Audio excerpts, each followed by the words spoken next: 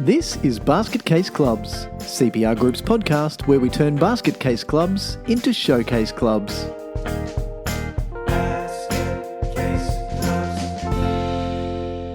Hello everyone and welcome to another edition of Basket Case Clubs. I'm Michael Connolly and joining me as always is Steve Connolly. G'day Steve, how you doing? G'day Mick, very well, thanks. How you doing? Fun. Writing grants. Yeah. Writing grants, yes. So it's been a little while since we've cracked on with our Basket Case Clubs podcast. So we thought it might be time to do a little bit of candy. It's funny how when we run workshops and the word grant is in the title, we typically get a good turnout, don't we, Steve? Yeah, anything to do with money and what is often perceived as an opportunity to get free, easy money. Yep. A misconception that we very quickly break down and we'll touch on today. But you're right, it's a tantalizing topic for people. And unfortunately, it probably indicates some of the underlying reliance that a lot of organisations have on grants. So I'm really looking forward to tackling some of that through our chat today. So just as you started with easy money, that is an interesting point that a lot of people think that grants are easy money or free money or money that we're entitled to. And that's a really interesting misconception that we should break down. Grants take a bit of work. They're not particularly difficult, but they do take a bit of work. And if you just expect to have them fall in your lap and if you expect them to be able to run your entire operations, then this is obviously going to be an interesting discussion for you. Yeah, and even that comment that's often made to us in discussions, which might be planning discussions that we're having with clubs and their volunteers, and they'll say, oh yeah, we've been talking for a long time about the fact that we've got crappy old metal halide field lighting and we've got to upgrade those to LED, or, they're falling into disrepair and our local leagues told us that we're not going to be able to host home games if we don't upgrade them. But, we don't have the money for that. So we'll just go and get a grant.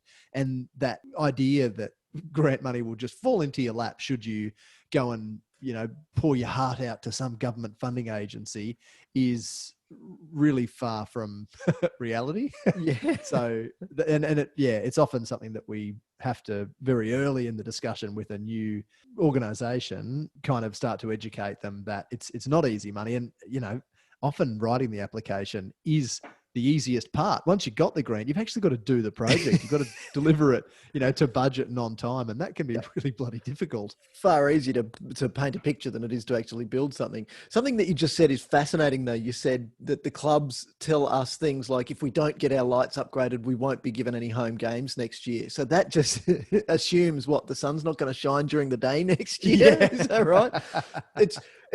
It's funny how weird little things creep up and it's just perfectly logical. We won't be given any home games. You can play football in the daytime, Yeah. And back in the old days, there were no field lights and we still managed to get plenty of footy in. This year has been an interesting one, and I just wanted to touch on the fact that the landscape of grants has changed quite a bit this year. If we go back to the beginning of the year, there was a bit of media around a particular politician for giving away sports grants, getting in a lot of trouble. And we see that come up every now and again in the States, but this was a Commonwealth one. But the other part of grants, and dare we just shine a spotlight on a bit of an elephant in the room when it comes to grants, they're political beasts. Grant money, what a great way to, dare I say, buy votes.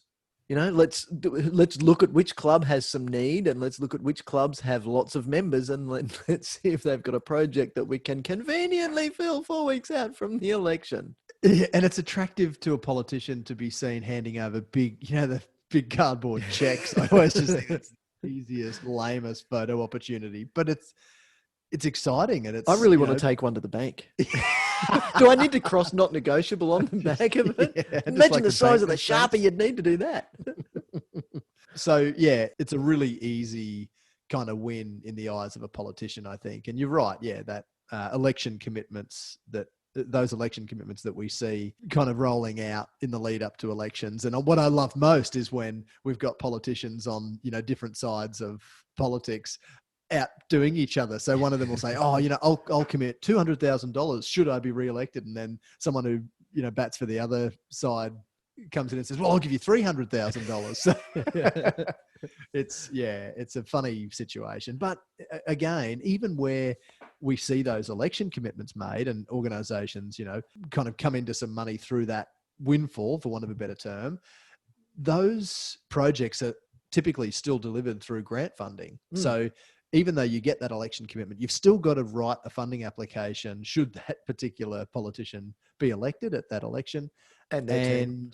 and their team. And you need to then still acquit that grant on time. You've got to do the project that you said you would do, and all of the probity, which is only getting stricter and stricter. All of those, requirements are only getting stricter from the sorts of examples that you mentioned earlier from, the start of the year, aren't going to go away. So No. we've got to do the projects that we said we'd do, and we've got to demonstrate back to the funding provider that we've delivered the outcomes that we said would be delivered. So that was a little bit tongue in cheek, that little snide comments on the politicisation of grants or the political nature of grants. Oh, they are. They bloody are. But there's something in it. If we take the other approach and say, okay, let's accept that they are political. Let's accept that there will be some system by which they're given out in each state and across the whole country. But if you are in the right place, and this is going to lead perfectly into probably the only and most important point that we're going to make in this whole episode, is if you just happen to have a really good project, then that's how you're going to get lucky. Luck is the confluence of preparation and opportunity. Well, it's all about that preparation, so that when opportunity knocks, that's when you get lucky. So the most important thing, and this is where we do unravel grants quite a bit as soon as we start these sessions, is to say, okay, grants are there. Grants can provide money for projects, but that's the key. They provide money for projects. So right now, sitting here, I might have a great project bubbling along, but I've got no idea where I'm going to get a grant for it. If I wait until a grant comes out and then I start thinking about starting the bubbling along process of a good project, it's going to be too late. There's not going to be enough time. The typical grant lead time, if you're lucky, is 6 weeks by the time that it's formally opened and announced and opened before it closes. If you've got to get some serious planning done, 6 weeks is going to make it. Look, it's possible. Anything's possible. But those sleepless nights and that extra work that you've got to put in and the stress, it makes the project unfun. But if you take all of that out of it and say, the best rule about grants is forget about grants. Start with the project, develop a really kick-ass project, and then the right grant should come along. Now, okay, there's no guarantees about anything in life, but you are far better off planning the project that you need, that you know is going to deliver the outcomes that are best for your community. And then you're much more likely to be in the right position to get the right grant. And the reality is that for an organization that does that and does that well, they're able to really easily make the case for the grant when the money comes along. Yep. If you can say, we've identified the need for this project through this planning process, but if you're able to demonstrate that the need for your project was identified through a consultative planning process and not just, oh, look, there's money, let's throw the project together. So What can we get? Oh, a piece of candy, yeah. So it's so reliable that when organizations do that hurry, cram process in the 6-week funding period, assessors are really good at picking up that that's happened. Yeah. They're really good at identifying the projects that have been thrown together just to meet the provisions of a grant, rather than, here's a project which is, to insert bunny ears, shovel ready. And I do that because not all projects need shovels, but we still use that term quite a lot because, as you say, when opportunity comes knocking, if you're the one with a shovel ready project with a great foundation and evidence of the need for it, then you're in the box seat for the money. Grants are project-based. So fortunately, there's not just money available to help you run your business, the business of sport. And quite frankly, I think that's okay. I think that if we're going to be in business, then we need to kick the can as well. And somebody at one of the councils where we work had said to a community group, it really, really pissed him off at the time, but he said to them, in no uncertain terms, so how much are you putting into this project? And they said, oh, nothing. We're hoping that you'll cover all the costs. And he looked at them and said, why would we pay for it all if you're not prepared to put any money into it? If you're not prepared to put any money into it, how much do you think that makes us believe that you believe in your own project? It doesn't fill us with confidence. Yeah. Yeah. Yeah. So be prepared to kick the can. And so everything that we talk about running good business, and again, forgetting about grants. If you're not relying on grants, ironically, you're probably going to be in the best position to get grants. If you're the sort of organization that has a bucket load of money in the bank, you're a low risk project. You're a low risk organization, probably with a low risk project, because if you have some overruns, if there's escalation between when we get our grant and when we start to deliver our project, you'll be able to cover it because you've got money in the bank. There's a good chance then, back to the politicization, there's a good chance then that your local poly is going to get a handshake and photo op in front of your clubhouse for their own media promo. We say that so often, don't we? The less you need the grant, the more likely you're going to be to get it. Yeah. Do you think that's a mindset? Definitely. Yep. And I think it's tied up with that. We're just volunteers. Government and other funding providers should support us because of that fact. And we've never had a grant and we really deserve it. And if we don't get it, we're going to go broke and won't be able to provide all these services for, our members, current and future. Really, none of that stacks up in most grant assessment criteria. Do we have a need for the project and do we have an ability to deliver? So the really important consideration in what you just rattled off then is the ability to deliver. If you're an organization that runs a good business and you can demonstrate that through your financial position, then you've got a great ability to deliver a project. Whereas if you're operating on the smell of an oily rag from one year to the next and making bugger all profit, it really doesn't present the picture of a well-oiled machine that is going to be able to not only keep delivering the services that you're delivering, but then do the project that you want to do with the grant money. So what sort of capacity does the organization really have to get that done? Just quickly, something that came to mind when you were talking then about, being an organization with lots of money in the bank and demonstrating the ability to run a good business. What came to mind was a conversation that I had with a lady who came up to me after a session that I delivered at one of our Southeast Queensland Council clients during a leaseholder forum, and I presented, some ideas for grants and amongst a whole host of other things that we were discussing at that particular forum. Anyway, this lady came up to me really to have a bit of a rant, and she said, I'm sitting here amongst 100 other organizations in this room, and they're all sporting organizations and they've got all of this grant money available to them. And, we're not classified as a sporting organization.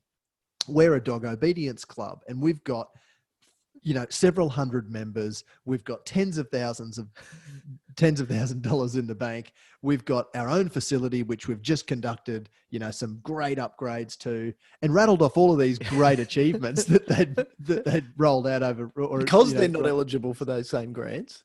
Exactly. And I said, So what you're saying is that you're actually far better run than any of the sporting clubs in the room that all rely on bloody grants. And she kind of took a step back and said, oh yeah, you're right. Thanks. So, and I think that's, as you said earlier, hugely, based on this mindset that people who get caught up in the idea that, we've got to rely on grants to do big, expensive projects. And should we need to contribute, well, council will chip in, is such a long running mindset in volunteer organizations that really doesn't cut it anymore, because the amount of money that's available is continually decreasing and the number of clubs that are applying for that money is continually increasing.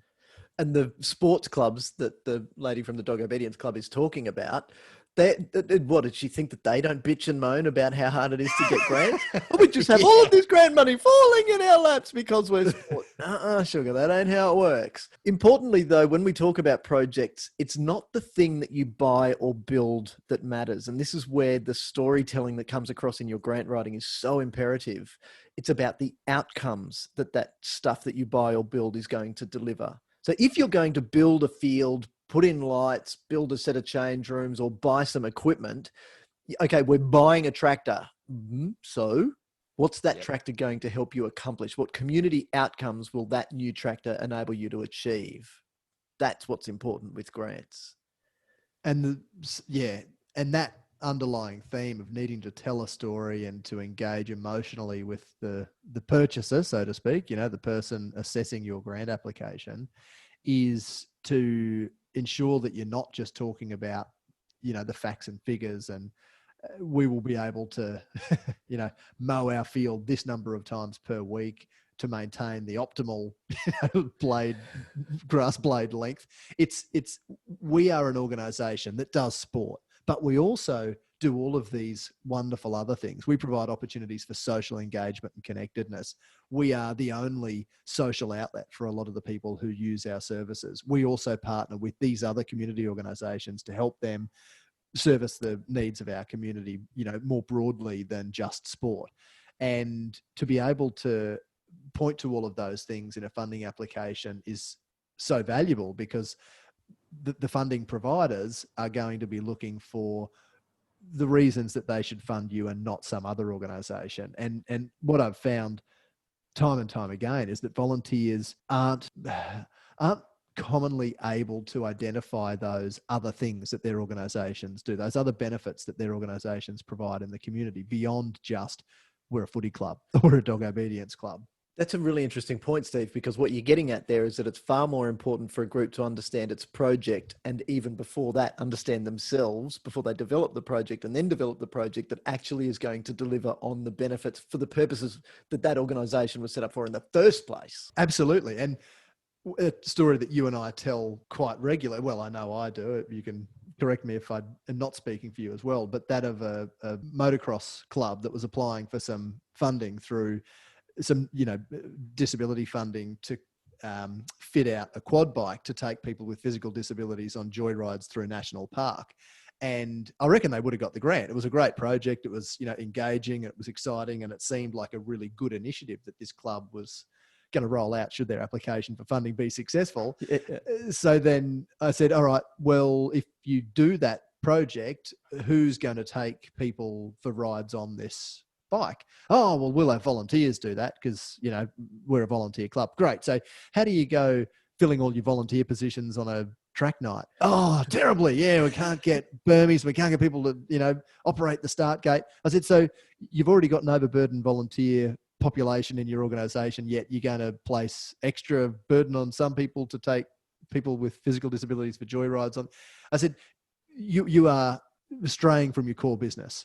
Let's identify why your organisation exists, and let's focus on projects that help you achieve your mission and vision as an organisation, rather than trying to branch out just because money's available. Because you and I both know, had they've got that grant, they would have bought the quad bike, fitted it out, and then it would have sat in the shed until someone, continually tripped over it and said, bloody hell, let's pull this apparatus off it and attach it to our little trailer and we'll tow things around the track with it, so. Yeah, it would be dusty in a shed, that's for sure. So there's two things that I want to go through now. There's some what I call rules of grant writing, or the rules of your approach to grants, and then some tips, some things that you can actually do. So the rules are how to think, the tips are what to do. There's obviously a bit to it, but it's just not rocket science. If you're patient, if you understand the process from your perspective, but also from the funding agency's perspective, that they don't just want to go dumping money in your lap to pay off your insurance debt. This is about trying to achieve community outcomes. This is why community groups are given access to cheap facilities or subsidized facilities in the first place. So when it comes to grants, I think the first way to think about it is always follow the path of least resistance. So this is a variation on the theme of the story you've just told. Don't go seeking something that is going to be a whole heap of extra work. Don't go reinventing yourself because there's a grant available.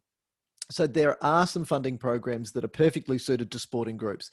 There are different funding programs that are perfectly suited towards Indigenous health organisations. There are other funding programs that are perfectly suited towards organisations that are assisting with education. Then you got health. So stick to where you are. Don't try and manipulate a grant, or worse yet, manipulate your own organisation just for the sake of getting a few extra bucks. Because for the most part, grants aren't profit. Grants is a money in and money out. So when it comes to the accounting of grants and the way to think about grants, I think they'd be far better off as a balance sheet entry rather than a P&L entry, because the grant that we've received is an asset, but against that asset is our liability that we must deliver the project that we've said that is a condition of us having that money. So therefore, that's kind of a liability that sits against the asset. If we deliver really efficiently and we've got money left over, that's still not our money. We've got to give that back to the grant agency. It's about the outcomes that we deliver. So that's an important way to think about where grants come and where they go. They're not ever going to contribute to your bottom line. So you've got to make sure that the project is well packaged and that package is following that easy path of least resistance. So you're applying to the right place for the right amount of money for the right project. Everything lines up like that. And if you don't get the money, you don't do that project yet. Or you are in a situation financially where you can still do the project, and it's so important that you do it even if you don't get the grant. Yeah, those are the most rewarding projects to work on, really, because they're the ones are going ahead, and they're going to deliver community outcomes. All right, so here's 3 rules for you then. So these rules, they're really variations on a theme, and none of these are going to be foreign to anyone who's heard us speak or been listening into the podcast for the last few months. The first one is make enough money from what you do to cover the cost of what you do. So when we talked about the level of service, that then leads directly into this point here. If you're not making enough money to cover the cost of running the business of sport, your sport, then getting a grant ain't going to be a panacea for that. It's not going to fix your woes just because you're not doing good business. If you're not charging enough, if you don't have a clear understanding of your business model and your core business as you said before, Steve, then figure that out first. Forget about the grants, sort yourself out first. So make sure that you're making enough from your operations to cover the cost for your operations. Rule number 2 is use fundraising and grants for specific projects and not for your operations. And this is one, particularly on the fundraising point there, I think one where most organizations deviate from our rule, whereby fundraising typically goes into, general revenue and then is used to offset the fact that there's typically, as we've discussed in previous episodes, a shortfall between what we're charging our participants to receive our services as an organization and what it costs to provide those services to them. So ideally, we have a situation, or we're very close to an operational situation within a club whereby fundraising is kind of bonus income, and we're doing sausage sizzles and trivia nights and all sorts of innovative fundraising ideas to enable us to do some project, enhance service delivery in some significant way, rather than just putting that money into the pool of funds that help us to deliver our core business on an ongoing basis.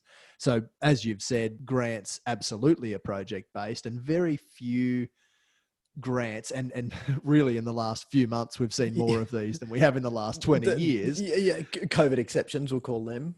COVID exceptions. Where I call them the hand sanitizer grants. Yeah, that's right. Well, in some cases, you've even, particularly some councils have been providing grants to clubs for costs that they've incurred kind of retrospectively. So, being shut down.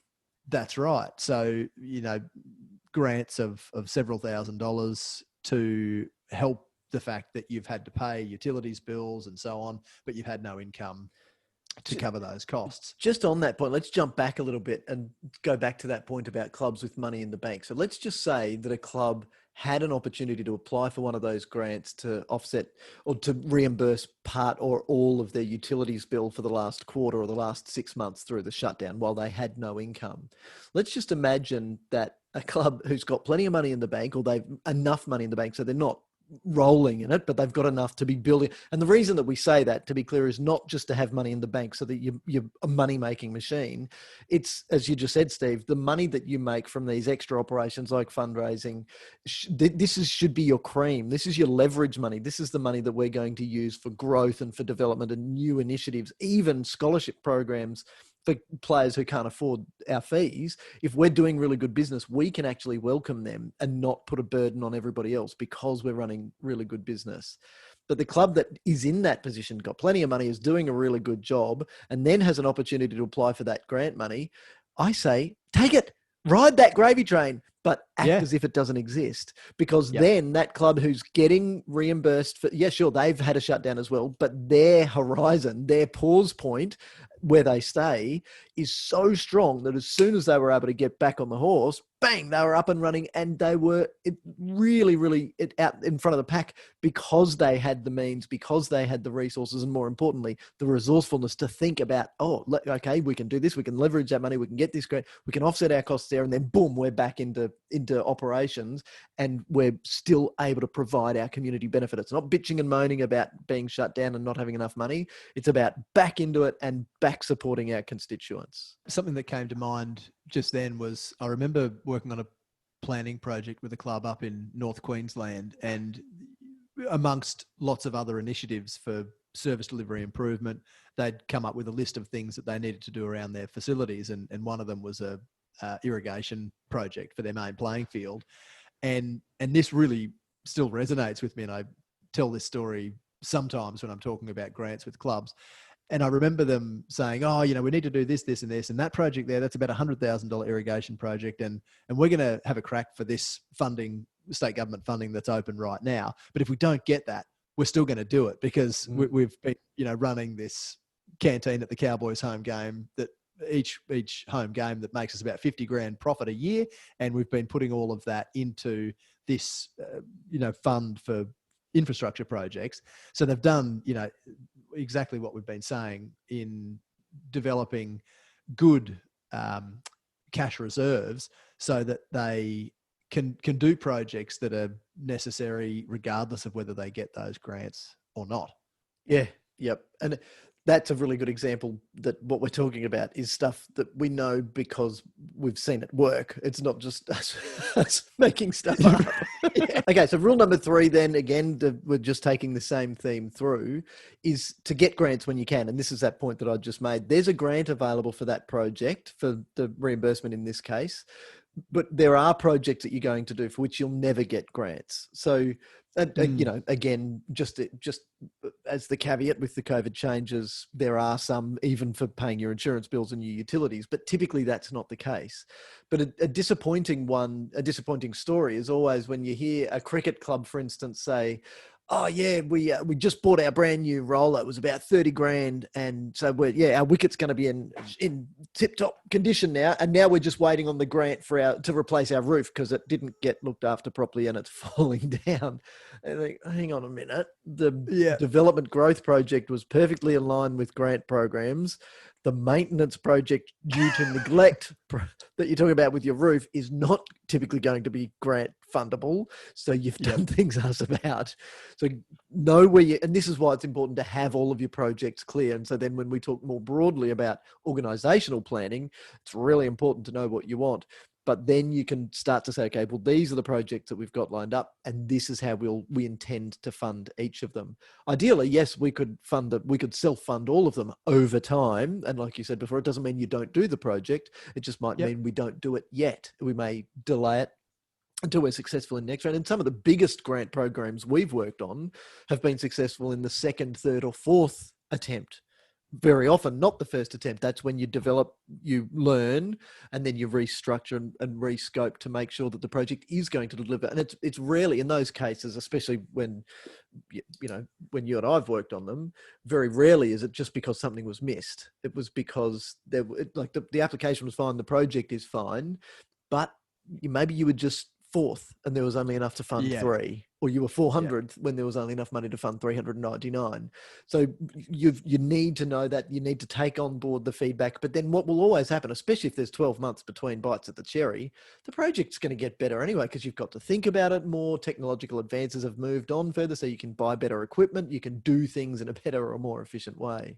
And if you do what you just said and you've got the wish list, so to speak, of projects mapped out, and then you start to match up to that wish list potential ways of funding those projects, there's a lot of knowledge out there. Whether you speak with a council officer, whether you speak with a representative from your state government Department of Sport and Recreation, who are typically pretty good funding providers in Australia, or you speak with someone like us, pretty quickly you'll be able to do that matching up process and say, right, well, these sorts of grants will match these projects here. These projects here you're never going to get a grant for, so you're going to have to plan to self-fund those. But again, if you don't take that follow that process of planning first, you don't have the benefit of being able to have those conversations. And that's when we see clubs fall into those situations, like you mentioned, where, they've gone and spent their own money on a project, which is a great candidate for grant funding. And then they're planning to get grants for things that are just never going to be funded, whether they're not eligible or even just way down the list in terms of priorities. So now, before I jump in and we start to talk about how to actually do the application process itself, there are some things that I want to make sure that everybody really, really understands. The first point is this: grants are not handouts. Just because you exist does not mean you are owed a grant, which is the next point. Grants are always a privilege, never a right. Just because you're in business, just because the club down the road or over the hill got a grant for this same project last time, doesn't in itself make you entitled to that. You need to work. To reiterate what we said before, grants are not for operations. Grants are always project-based. And grants aren't to build things or to buy things. Grants from grant agencies are an investment by that grant agency, typically a level of government, but also some philanthropic trusts and foundations, and indeed businesses. They're investments in outcomes. We don't want to buy a clubhouse. We want to buy the activity that clubhouse will support. We don't want to buy a change room. We want to buy the ability for your club to be able to host female players as well as male players. That's the outcome that we're trying to deliver. Sure, to do that, we'll build some change rooms, but it's the investment in the outcome that the grant agencies are making. The next one is don't bitch and don't moan, because grants take effort, and they are going to take effort. It's going to take some effort to develop your project. Firstly, it's going to take some effort to find the right grant that fits your project. It's going to take some effort to properly plan your project and get all of the supporting information and documentation so that you know you're right. It's going to take some effort to then get the grant. To deliver the project is the big one, as you said before. And then, of course, to make sure you're ticking all of the acquittal boxes at the back end. When you get a receipt for something that you've bought with grant money, it's like gold. Just because you're celebrating at the time, don't spill beer on it and lose it, because it's those dockets and those receipts and the invoices that you're going to need to fully acquit the grant to demonstrate that you have used what, as I just said, is usually public money in the right way. And the final point is how grants are assessed. Grants aren't necessarily just assessed competitively. Is your project better than mine, or is mine better than yours? It takes a holistic look at the project and the organisation, and then assesses it on risk. A low-risk project is a project that is likely to get funded. A low-risk project is one that has a good chance of being delivered, a good chance of being delivered on time and within budget, and by an organisation that has the capacity and the wherewithal to be able to deliver the project. So low risk, high probability. A high risk project is one where you say, well, I know that we've got to have matching funding, but we're going to apply for another grant for that matching funding. Going back to what we said before about not kicking the can yourself. Well, that's pretty risky, because there's a good chance that you won't get it. And if you don't get it, the whole project doesn't happen. So applications are assessed on risk. So when you know that, then you know that I need to make sure that my project and my organisation presents as the lowest risk possible. So once you've identified your project then, and you have found what you think is a grant program which matches up with what you want to achieve by doing that project, what's the first thing that you should do? For me, it's pick up the phone and talk to somebody. It's don't sit there until 11 o'clock at night, the night before it's due, trying to figure out answers to questions that you don't know.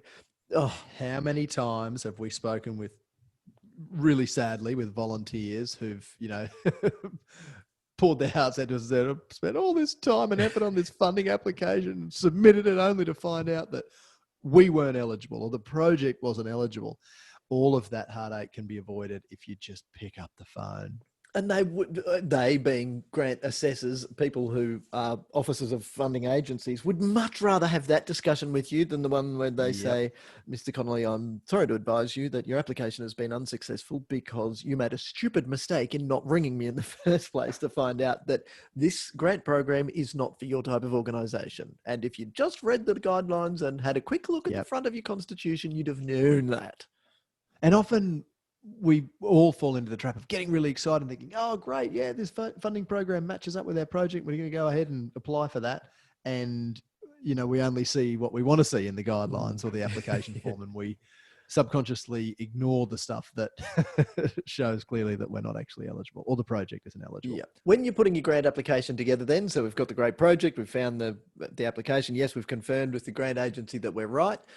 Don't go it alone. I think that the best grant applications are the ones that are prepared collaboratively by a number of people. Now, they don't need to be committee people. In fact, it might be better if it's something like a grants subcommittee. It's a bunch of people who are really happy to work on projects. They don't need to go to committee meeting. Let's leave that to the side. Our job is to collaborate on this and workshop the project, getting the project better and getting the application done. So when you're answering the questions, the way that I like to say this is tell a story. We are, being humans, emotive creatures. We are driven by emotion. Let's let that emotion flow free. And show me in the first couple of sentences, like a good article, begin strong, begin clear. Tell me exactly what it is that you want to achieve by doing this project.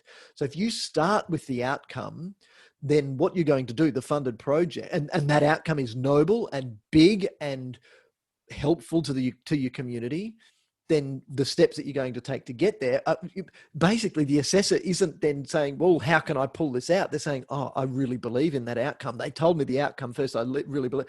Then they're looking through your application, trying to yes it. They're trying to say, okay, so how can I say yes to this? How can I fund this? They're looking for what you're going to do to deliver those really good, big outcomes. When you're writing the answers, don't waffle on too long, though. There's no point, if it's a 5,000 character limit, if you've got a great story to tell and you've told your great story and you've supported that with good information, you don't need to fill up the 5,000 characters. And that's where the importance, I think, of that collaboration that you mentioned earlier comes in. Having a few different people bounce ideas off each other, make sure that you are getting the message across, because typically there are word limits. Funding assessors don't want to be reading thousands and thousands of words of, funding Copy and paste waffle. Copy and paste, that's right. So be as succinct as you must be to ensure eligibility, and that you're ticking the boxes in the application questions themselves, but ensure also that you're providing where you can data to support your arguments. If you're applying for shade structure, go and find some of the research and data that's out there around skin cancer. But I mean, we're in Australia. Sun's bloody hot here. We get sunburnt all the time. So we need to build some shade structures to keep our bowlers out of, on the lawn bowls green, out of the sun. So if that's the case, point the assessor to some readily available data and show them why it's so important that we get this infrastructure constructed to keep our members safe. And that we don't have 9 regular bowlers only. So what are the numbers? What are the actual numbers that are going to benefit? And can you, if you build it, they will come, is not a good enough argument. It's just not. So is it? It's just not true. So you need to have evidence. If you build it, we will be there. So that evidence can be from a school, for instance, spitballing really. But if a school says we can't come because it's too hot between these times of year, if you had shade, for instance, we would be there on these days and we would bring this many people, and this is then the physical activity benefit that this is going to have on our community. So be precise when you're answering the question, but make sure also that you're providing all of the information that is required, and answer every question. So if there's a question there that is not applicable, make sure that it's not applicable. And this is one of the things you can definitely check when you're speaking with the funding agency representatives as well. But the worst case of this was a question. I think the question was, will this project deliver long-term benefits in the community after the funding period is finished? And they gave me a one-word answer, or they had written a one-word answer. I hope it was yes. It was no. They said no. No. It was such a good project. It was for a project in a school to get young mums back into the education system. So girls who'd fallen pregnant and then had left school and felt unable to come back. So it combined creche plus parenting plus high school education. It was just a fantastic program. And this project... So the answer was yes. The answer was absolutely yes, but they said, no, we don't think so. So then by the time I quizzed them about it, they went, oh, this is going to be really good. And then boom, they believed in it so much more. And Yeah. obviously, it was a much better application. It was going to be, well, I can't say that. It was definitely a yesable a yesable project. They just needed to get the application caught up. So be emotive in your answers, tell the story that is there, be precise, use the research, use the data that supports you. Don't just go and attach a 143-page council strategy though. Find the bit that references your project or the bit that your project will deliver on and put a direct link to that so that it's very, very clear that this project will deliver on this corporate plan outcome, for instance. And when you're answering the questions, what we often provide as a little tip is start your answer and use the same words that are in the question. Because if you do that, you can't not answer the question that's being asked. Will this explain how this project will provide benefit to the wider community? This project will provide benefit to the wider community by ... So if you do that, and because as you said earlier, answer every question fully. Often in funding application forms, we'll see a number of questions which appear very similar to one another. And there are reasons that funding providers ask questions which appear similar to one another but are slightly different. And it's important that you answer every one of those questions as long as it's applicable. Yep. And again, if you use that little tip and use the wording from the question in your answer, or at least at the start of your answer, it makes it far easier to ensure that there's alignment there between what you're telling in the way of your story and what the funding provider wants to, what they want to see. The other two places to get those little hints or those little great little snapshots of information that you should be referencing are in the guidelines. And even more specifically, right at the very beginning of the guidelines, if it's a political program, there's typically a commitment from the minister or the mayor or somebody that says, this is why this program exists. That tells you what it wants to do. And it's the bit that is written by a person. So it's we are very proud to release this funding program because we want this funding program to deliver these outcomes. They're telling us there as a human. And when you then read the guidelines, it's all the mechanics. It's the technicalities of it. So it becomes a bit more dry and harder to find the outcomes. Outcomes are the people, how it affects the people. What we're going to do is building a facility. Okay, that's boring compared to how it's going to connect to the people. And that's what that commitment typically at the beginning of the guideline says. So that's a really good little tip. The final point then is at any time you should be what we call funding ready. So you should know your projects. You should know what those projects are trying to achieve, but you should also have all of the technicalities handy. You should have your certificate of incorporation or your certificate of registration, your constitution, your audited financials, your insurance details, copies of your lease or your 10-year documents, details of your history, details of your membership. And I don't mean we have about 100 members. You have a register of members. Let's interrogate that. Let's look at the growth or decline in membership over time. Let's try and create a story as to what that membership change over time, what connection it has to the project that we're trying to deliver or the outcomes that we want the project we're going to deliver. And look at how far away you're drawing members from. So we've got members that come from as far away as this to receive our services, which demonstrates the great nature of what we're providing here. Yeah. So grants are not rocket science. It's not particularly difficult to write a kick-ass funding application. It is difficult to do it at 11 o'clock at night when it's due at midnight, because you're not going to have access to the person that you need to talk to at the funding agency. You're not going to have access to the coach or the team managers to be able to give you the data, and you're not going to have time to really create a polished story. Connect emotionally. Even if it doesn't look like you can always connect emotionally, because every project that is funded has something to do with people somewhere along the line, believe it or not.